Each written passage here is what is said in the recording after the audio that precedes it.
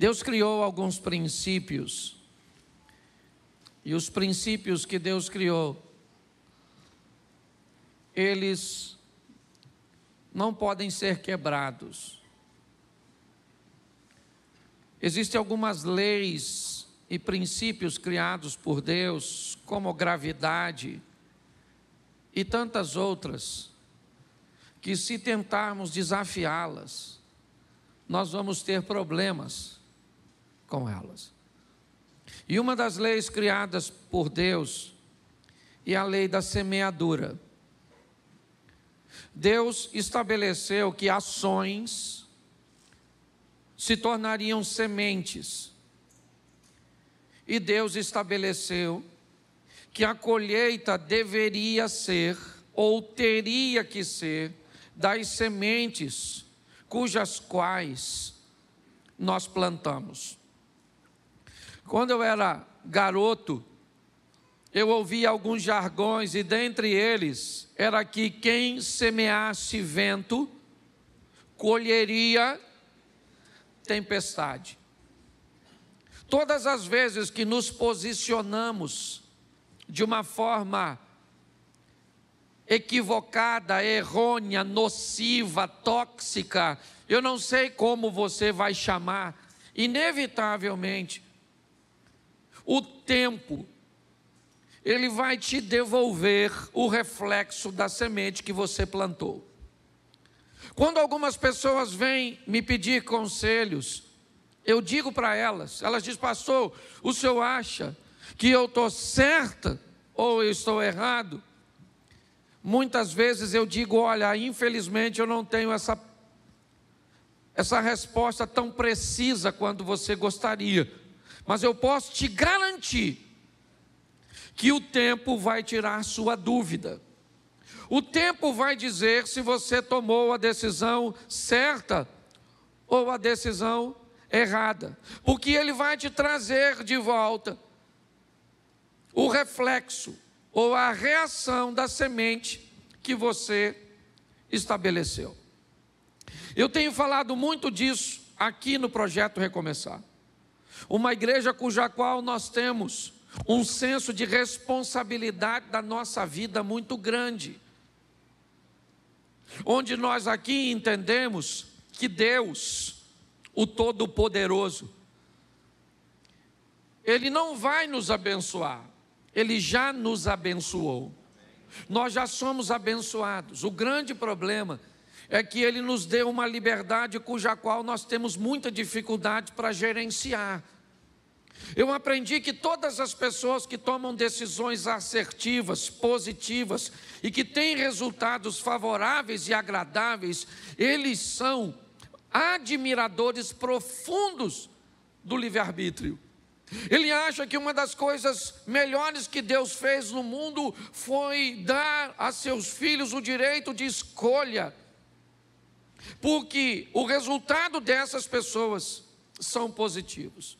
Mas todas as vezes que alguém acaba tomando caminhos errados e sofrendo com os resultados de suas sementes, essas pessoas começam a julgar a Deus. Onde o Senhor estava? Onde eu sempre estive, no controle de todas as coisas, instruindo o povo como ele deveria agir. Ou seja, se os resultados são bons, glória a Deus. Se os resultados são ruins, o problema é dele. Eu quero mostrar para vocês hoje rapidamente 2 textos de pai e filhos. Nós falamos isso no nosso trabalho e nosso evento de homens, né? Ontem e hoje.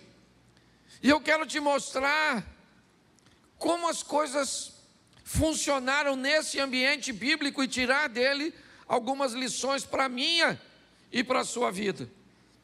2 Crônicas, capítulo 28. É a continuidade, né, da temática dos reis ou da monarquia de Israel. São os cronistas narrando, né, ou repetindo algumas histórias um pouco mais detalhadas. E aqui a história de Acais. Acais tinha 20 anos de idade quando começou a reinar, e reinou 17 anos em Jerusalém. Ao contrário de Davi, seu predecessor, não fez o que o Senhor aprova. Ele andou nos caminhos dos reis de Israel e fez ídolos de metal a fim de adorar os Baalins. Queimou os sacrifícios no vale de Ben-Rimom e chegou até a queimar seus filhos em sacrifício, imitando costumes detestáveis das nações que o Senhor havia expulsado de diante dos israelitas. Também ofereceu sacrifícios e queimou incenso nos altares idólatras, nos altos das colinas e debaixo de toda a árvore frondosa. Por isso, o Senhor, o seu Deus, entregou-o nas mãos do rei da Síria. Os arameus o derrotaram, fizeram muitos prisioneiros no meio do seu povo e os levaram para Damasco. Israel também lhe infligiu grande derrota. Olhe para mim aqui, porque eu quero conversar com vocês. Nós estamos olhando a decisão de um grupo bem pequeno, e aqui particularmente de um rei. Um rei que toma uma decisão, mas uma nação que vai colher o resultado da decisão que o rei tomou.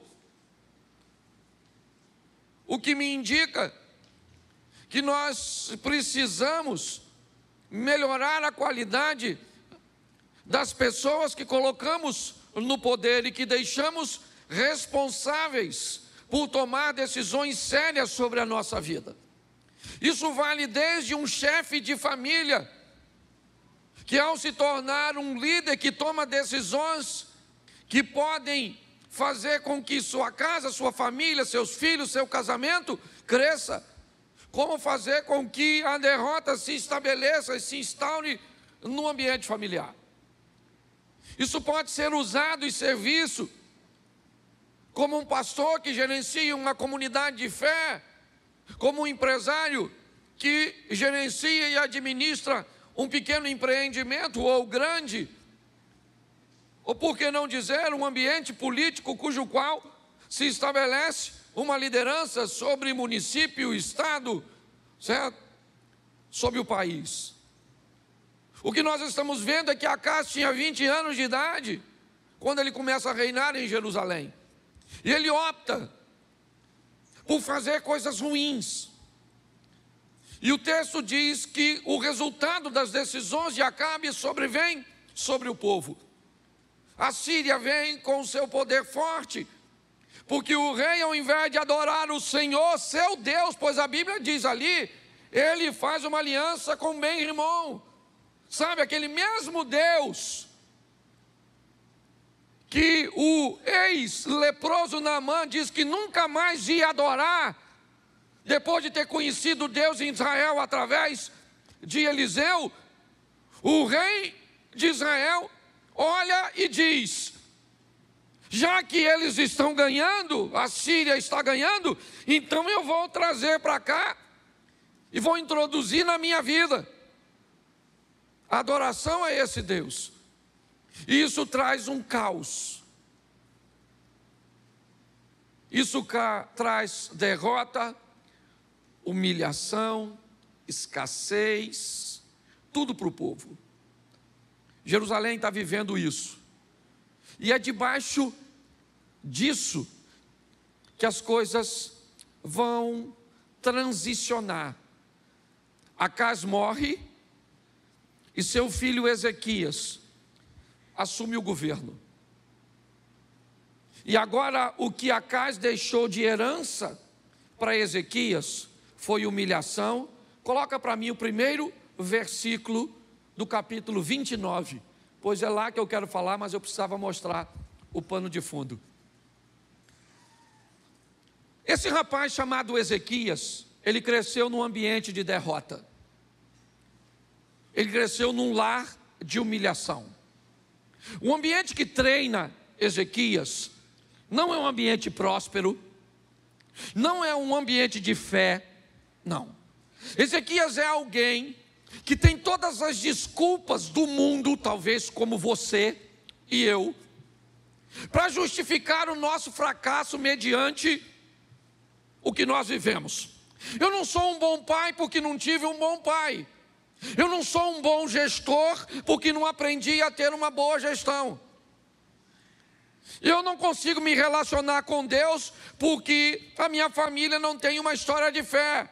Eu não consigo me manter casado, eu não consigo ser fiel porque na minha casa, de onde eu vim, eu cresci no meio da infidelidade. Quando nós olhamos para as heranças que nos deixaram, talvez elas sejam um forte argumento para que você se ampare, se escore, ok? Utilize como muleta essa desculpa. Ezequias também teria isso. A vida desse camarada tinha tudo para ser um caos. O pai dele morreu, e essa transição de morte de Acais para a gestão de Ezequias não precisa, na verdade, acontecer com a morte. Não, a palavra morte, o teor da palavra morte, quer apenas dizer separação. Nós podemos aplicar isso aqui de uma forma muito clara. Quando eu tenho condições o suficiente para me separar de meu pai, economicamente, me separar de meu pai, né, emocionalmente, quando eu tenho condições de viver a minha própria vida, quando esse cordão umbilical vai ser cortado, como é que eu vou me comportar agora, fora desse ambiente? Me parece que é apenas isso. Aqui Acais morreu, de verdade, Ezequias assume o governo, e um governo da sua própria vida, porque seu pai não está lá mais para ver. E agora, como é que ele age mediante a isso? É isso que eu queria ver com vocês. Por quê? Porque quando eu era apenas um itinerante, eu saía daqui para pregar uma mensagem na Assembleia de Deus da Penha, do pastor Silas Malafaia. E depois eu voltava para casa. E o que eu preguei lá, o efeito na vida dos membros, eu não via. Aí no outro dia, eu saía para pregar na outra igreja, em outro estado, em outro local, em outra denominação. Hoje eu estava aqui, amanhã acolá, e por onde eu passava, o que eu tinha de feedback, de resposta, é apenas: nossa, que palavra boa, que palavra legal, nossa, foi tão divertido, nossa, foi tão instrutivo, nossa, foi tão revelador, mas eu não tinha a mudança de vida.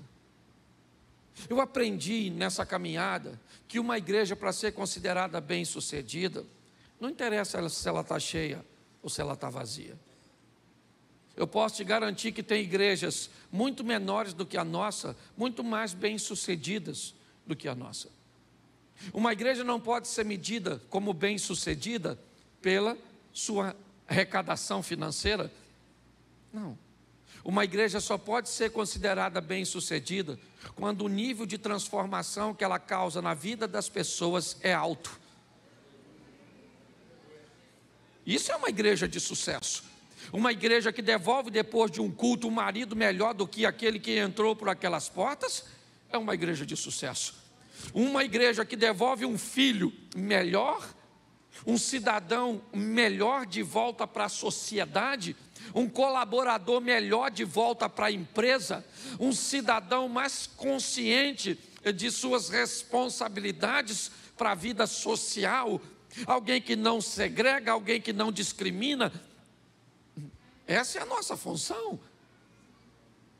Quando a igreja consegue levar transformação para as pessoas, isso é uma igreja bem-sucedida. Então olhar e dizer: nossa, a igreja está cheia, já já tem outro culto. Só que o que acontece?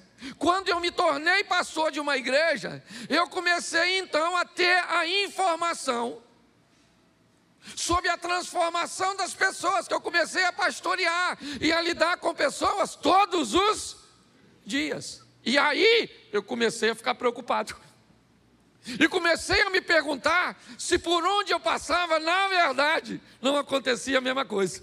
A gente prega. E o povo não melhora de vida. Do mesmo jeito. Certo? Olha e diz, nossa, que culto bom. Nossa, senti tanta presença de Deus. E mudou o quê? Mudou nada, rapaz. Mudou nada, estamos do mesmo jeito aí, levando a vida. Tem alguma coisa de errado. Sua vida tem que mudar, meu filho. E para ela mudar, o quanto mais rápido você tomar a responsabilidade e as rédeas dela, mais vai ficar fácil para você. Entenda que o maior eu quero ir numa reunião, que eu preciso de um profeta que me fale do futuro. Não venha para a igreja. Procure-se um vidente, com a bola de cristal, turbante.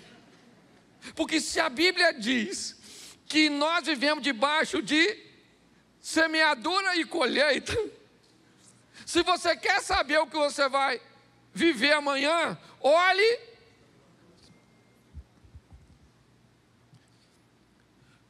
Você come muito hoje, emagrece ou engorda amanhã? Nossa, que revelação, agora eu virei profeta.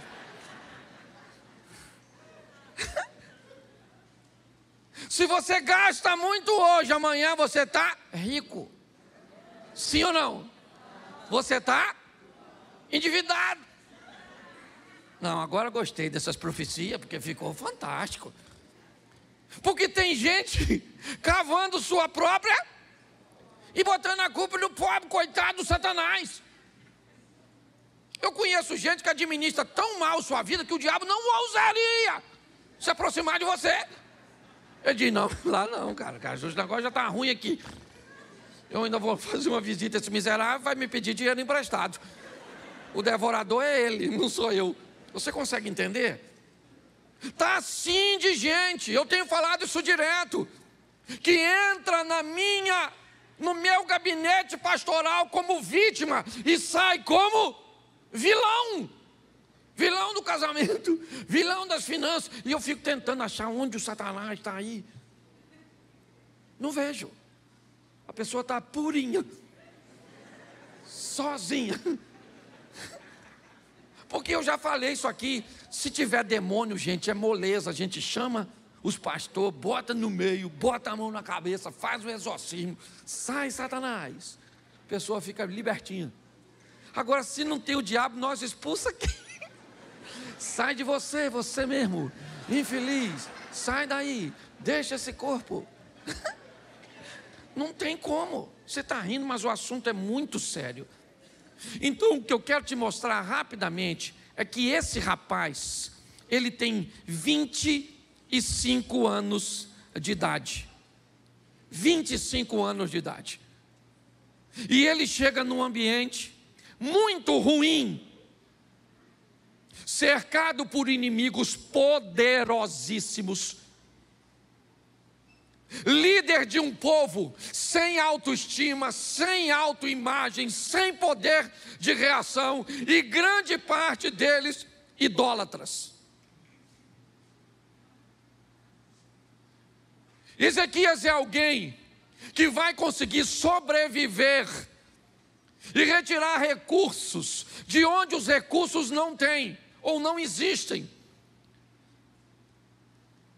Ele é um grande exemplo para mim. Por quê? Porque ele cresceu vendo uma coisa que ele não quer para a vida dele. E agora? Agora chegou a vez dele subir no palco da vida e protagonizar a sua própria história.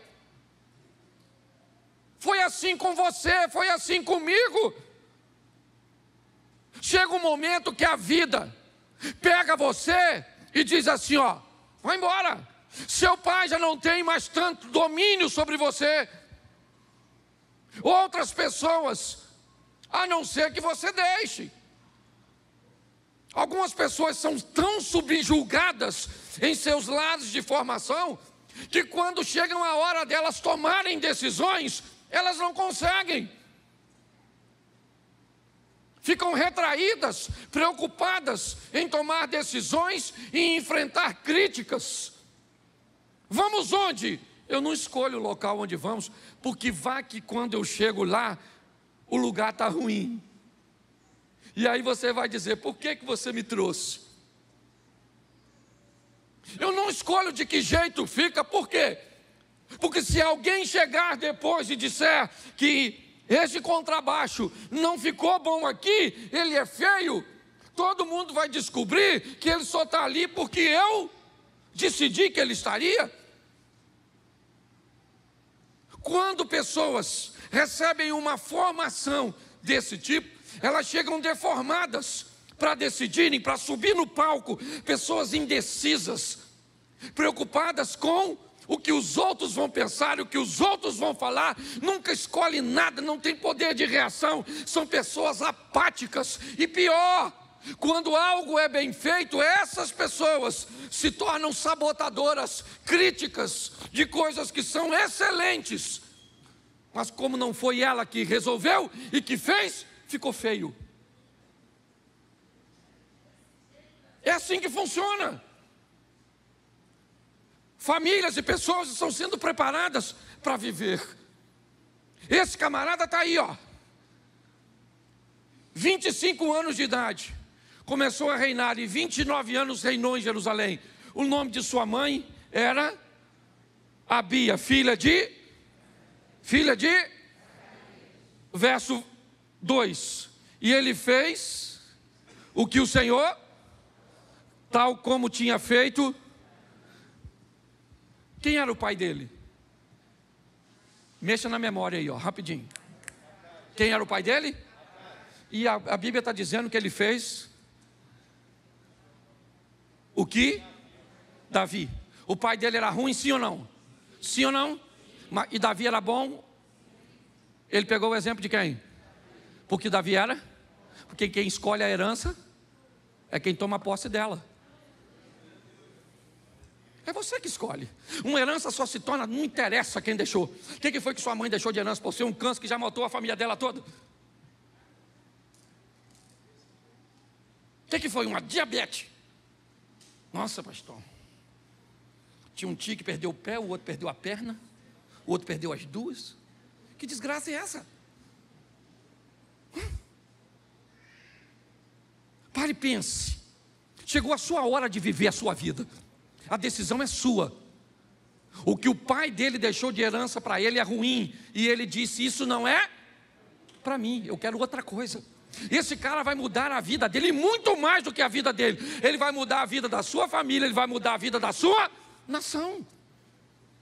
Porque ele, bota o verso 10 para a gente adiantar, porque esse primeiro culto é rapidinho. Pretendo, em algumas traduções está escrito assim, agora estou resolvido. Quem está com essa tradução aí? Você não tem nem Bíblia? Desculpa. Em algumas traduções, agora eu estou resolvido. Agora eu resolvi que eu vou ser casado para sempre. Agora eu resolvi que eu vou mudar minha vida com Deus. Agora eu resolvi que eu vou orar. Agora eu estou resolvido. Porque quem resolve muda de vida. E quem está na dúvida, deixa para o próximo culto. A vida desse camarada vai mudar, né? Melhorou, isso aqui. É outra tradução. Agora me tem vindo o coração. Agora eu estou... Gente, quando você decide, as coisas mudam. Mas eu aprendi uma coisa. Às vezes nós somos muito bons para resolver e para decidir coisa ruim. Você quer ver? Se alguém te faz mal, você fala assim, a partir de hoje, risquei você do meu caderno. A pessoa saiu do seu caderno quando? Naquele dia. A partir de hoje, vou ler a Bíblia. Amanhã, estou com sono. Se for para decidir coisa boa, aí a vida não muda. E está assim de gente orando. Gente, por favor, eu sou pastor. A Bíblia diz, orai sem... Ore, meu filho, ore, mas ore de dia, ore de madrugada, ore. Mas deixa eu falar uma coisa para você, oração não muda sua vida.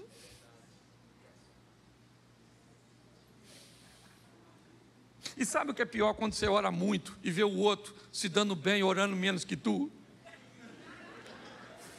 Dá uma raiva dele, dá uma raiva de Deus, dá uma raiva de todo mundo. Fica com raiva até do diabo, que nem ora. Porque não é oração que muda a sua vida, é ação, é atitude. Você está entendendo? O que vai mudar a sua vida é o que você faz, e não o que você fala. Esse dia eu estava num evento, achei muito legal o cara falar que é importante você lançar palavras para o seu futuro, porque as palavras são poderosas e mudam o seu futuro. Mas a minha cabeça pensou, eu mudo. O mudo se lascou nessa. Porque o mudo não muda de vida. Tem uma coisa que é maior do que você fala, o que você fala, é o seu poder de decisão. E preste atenção, volta para lá. Isso. Verso 3. No primeiro ano do seu, repete comigo, no primeiro ano e no primeiro mês. De novo, no primeiro ano e no primeiro mês. Porque quem quer mudar não muda amanhã, muda agora. Que história é essa? Vou mudar. Quando? Agora. Começa mudando aqui. Transformai-vos pela renovação da vossa mente. É mudar a mente. Pobreza, por exemplo, tem dois tipos de pobreza. Uma que está aqui e outra que está aqui. Eu conheço gente com bolso cheio, mas cabeça de rolinha. O cara compra uma Mercedes de 500 conto e não tira o plástico do banco para não estragar. O cara compra um carro de 300 cavalos e bota kit gás.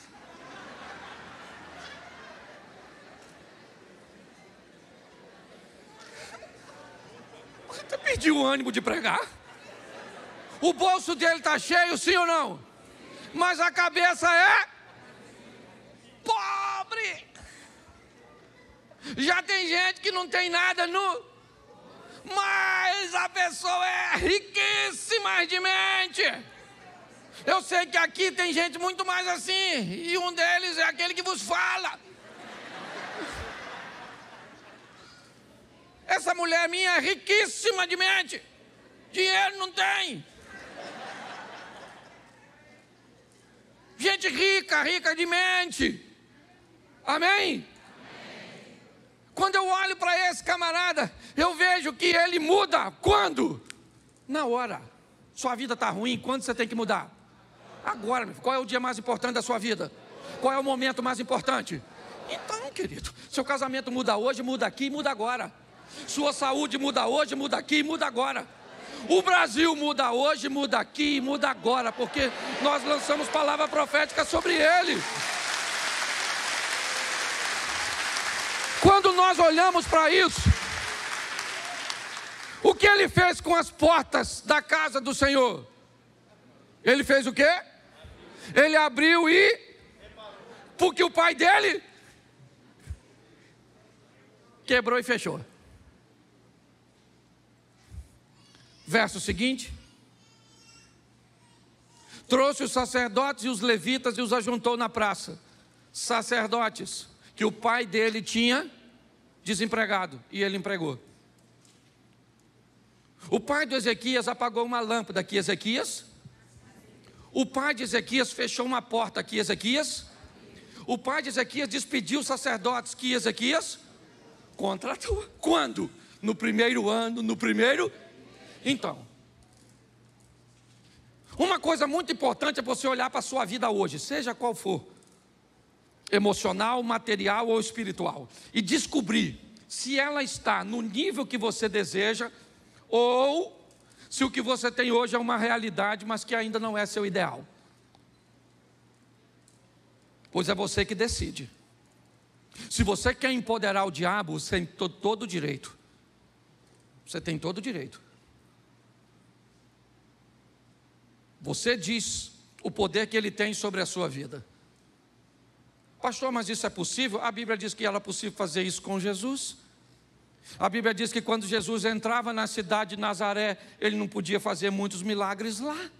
Por que é que Jesus não podia fazer muitos milagres em Nazaré? Porque Nazaré inibia o poder de Jesus? É lógico que não. É porque como Jesus cresceu em Nazaré, para Nazaré muitas pessoas viam Jesus como uma pessoa comum. Jesus era poderoso em qualquer lugar, mas quando Ele estava perto de pessoas que achavam que Ele não tinha poder porque se tornava comum, inevitavelmente ali não podia acontecer muita coisa. É você que determina que poder o Senhor tem na sua vida, na sua casa, nos seus negócios. É você, é um nível de intimidade que você deseja estabelecer com Ele.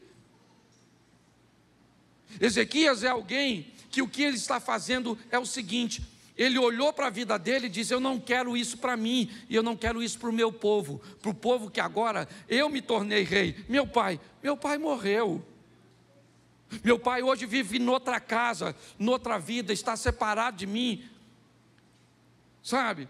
Hoje eu peguei agora e estou vivendo a minha vida, mesmo que eu more ainda embaixo do mesmo teto, mas chegou a hora de eu assumir a minha responsabilidade. E é isso que ele está fazendo. Ele está fazendo o oposto. Coloca aí, depois você lê em casa, não dá para ler tudo, verso 5. Olha o que ele está dizendo, levitas, ouve levitas. Ó levitas, santificai-vos agora, santificai a casa do Senhor, Deus de vossos, e tirai do santuário isso. Quem levou para o santuário a imundícia? Os pais. O que ele está dizendo é o seguinte: se os nossos pais erraram ou não, seria bom se eles tivessem acertado. Talvez o acerto dele me colocasse numa vantagem, mas isso não foi verdade. Eu cresci numa família disfuncional. Eu cresci num ambiente que não foi tão favorável. Tá bom, querido, tá legal. Você viveu num ambiente de escassez, num ambiente de violência doméstica, num ambiente de abuso sexual. E tá bom. A gente já sabe disso. Isso não é um privilégio só seu, não. Só que passou. Chegou a sua vez de subir no palco da vida, e a caneta que escreve o teu futuro não está na mão do seu pai, está na mão do Senhor dos Exércitos. É isso. Então não adianta. Ezequias olha para isso e ele está dizendo: vamos tirar do santuário. Vamos para o Novo Testamento para ficar fácil de colocar isso. Deus não habita em templo feito por mãos de... Se aqui o santuário que tem imundícia era o templo, hoje o santuário que tem imundícia é a nossa mente. Remova a imundícia. Por quê? Verso 6. Agora ele começa a dizer o motivo. Porque os nossos pais, eles transgrediram. Eles fizeram o que era mal aos olhos do Senhor, nosso Deus, e o deixaram. Desviaram o rosto do tabernáculo do Senhor e lhe viraram as costas. Verso 7. Também fecharam as portas do alpendre, apagaram as lâmpadas, não queimaram incenso, nem ofereceram holocausto no santuário do Deus de Israel. Já que eles fizeram tudo isso, olha o que Ezequias disse, verso 9. Isso. Volta no 8, por favor, perdão. Pelo que veio a grande ira do Senhor sobre Judá e Jerusalém, e ele os entregou à perturbação, à assolação, ao assobio, como vós estáis vendo, né, com os vossos próprios olhos. Verso 9, porque os nossos pais caíram à espada, nossos filhos e nossas filhas e nossas mulheres estiveram no cativeiro. Agora olha o que ele diz no 10 de novo. Agora me tem vindo ao coração que façamos um concerto com o Senhor Deus de Israel, para que se desvie de nós o ardor da sua ira. Coloca o 11. Agora, filhos meus, não sejais negligentes, pois o Senhor vos tem escolhido para estar diante dele, para o servirdes, e para queimar, e para ser de seus ministros, e para queimar de incenso. Presta atenção. O povo estava tão envolvido no caos, que o caos fazia parte deles. Ezequias está dizendo: gente, acorda, gente, não sejam negligentes, vamos viver com Deus tudo que Deus tem para nós. Tudo que Deus tem para nós. O que Deus está dizendo é que nós estamos chegando na reta final. É importante nós amadurecermos e entendermos que grande parte do que nós estamos vivendo ou são resultados diretos das nossas ações ou das ações de nossos governantes. Por muito tempo eu me omiti em falar de política, simplesmente porque nunca gostei da política partidária. Como sacerdote, eu nunca apreciei muito isso, porque todas as vezes que eu defendo um lado, inevitavelmente eu pareço estar do outro. Mas preste atenção no que eu vou dizer a vocês agora. O que nós vivemos hoje na nossa nação é mais ou menos uma briga de casal. Quando você vai ajudar um casal, você tem que ouvir ambas as partes, focar apenas o defeito de seu cônjuge. Nós não somos tolos. E tem uma coisa que eu luto, é para que não sejamos manipulados. Então escute o que eu vou dizer para vocês agora. É tolo quem diz que a esquerda nunca fez nada de bom. É tolo quem diz que a esquerda é ruim na totalidade. É lógico que não. Sabe quem diz isso? A direita. É como um marido falando mal da mulher. Mas é tolo quem diz que a direita não faz nada de bom. É tolo quem diz que a direita não presta. E sabe quem fala isso? A esposa, a esquerda. Quando nós olhamos para um ambiente, eu queria lembrar você, eu cansei de ouvir ao longo da minha caminhada, de que um cristão não devia falar de política. Ou seja, para eu falar de política, eu tenho que me desviar do evangelho. Que ignorância é essa? Como é que eu não posso falar de algo que eu sou um cidadão? E uma das formas de exercer cidadania é voto, é entendimento, é esclarecimento. Eu cansei de ouvir pessoas dizerem que eu não devo falar de política. É verdade, mas eu nunca vi ninguém dizer para um político que ele não deve se meter nas coisas que acontecem na igreja. Nós estamos vivendo num ambiente de manipulação de mente.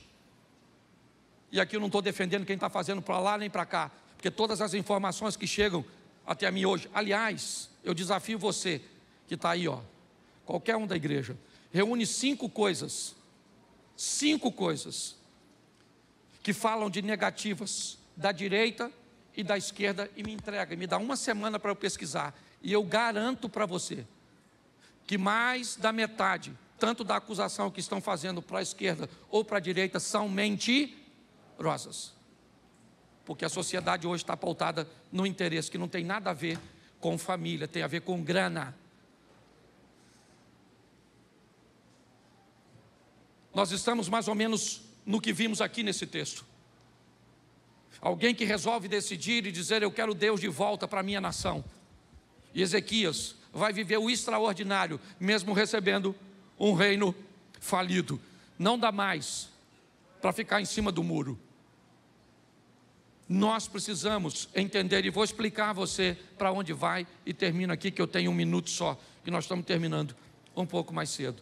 Escute, hoje nós não estamos podendo falar de determinados pecados, porque nos tornamos, estamos intitulados com algumas questões que hoje ainda não são leis, mas que estão lutando para que elas sejam.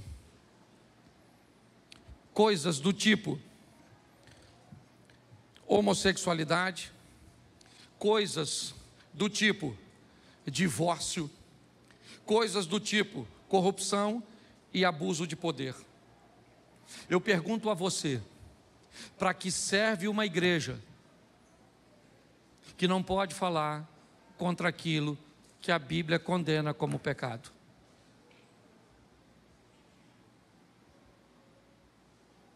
Pare e pense. Não estou colocando você contra nada. O que eu quero é que você raciocine. O que eu quero é um país. Eu amo minha nação. Eu amo.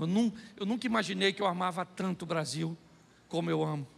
Como eu gosto do lugar onde eu estou inserido, como Xerém.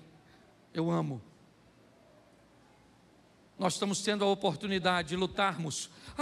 Pastor, mas está escrito na Bíblia, vai tudo se cumprir. E o que a gente pode fazer? Pelo amor de Deus.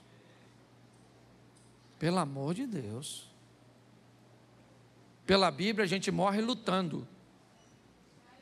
É assim que funciona. Eu vou lutar pela família. Eu vou lutar pelo meu neto, pelos meus filhos, pela igreja. Eu vou lutar pelos valores bíblicos. É isso. É só isso.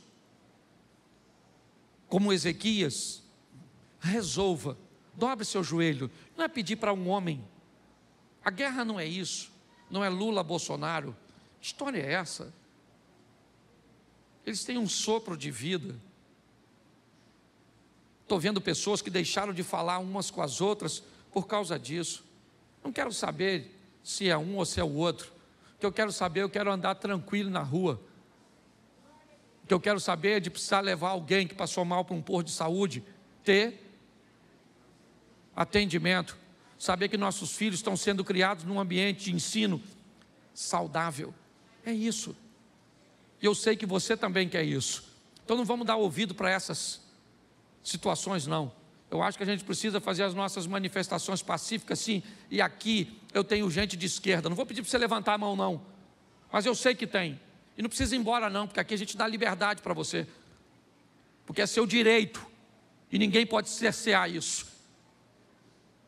Nós precisamos entender isso e amadurecer. Por quê? Porque a nossa família é o futuro. Olhe para os países onde a igreja foi erradicada. Se você tem filho, quem aqui está intencionado? Se você tivesse intencionado, tem um filho que quer que ele estude, você quer que ele estude onde? Na Venezuela? Em Cuba? Na China? Na Coreia do Norte? No Canadá você gostaria? Nos Estados Unidos gostaria? Na Inglaterra gostaria?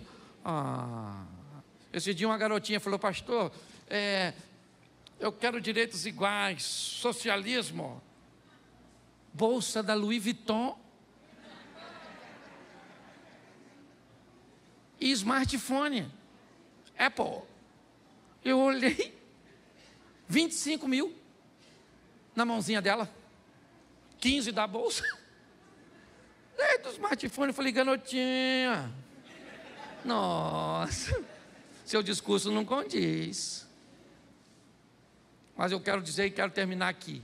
O nosso país, fale quem quiser, a sentença é nossa, porque nós somos a igreja, e a Bíblia diz que o que a igreja liga na terra é ligado no céu. Então fica de pé, porque o nosso país pertence a Jesus. Isso.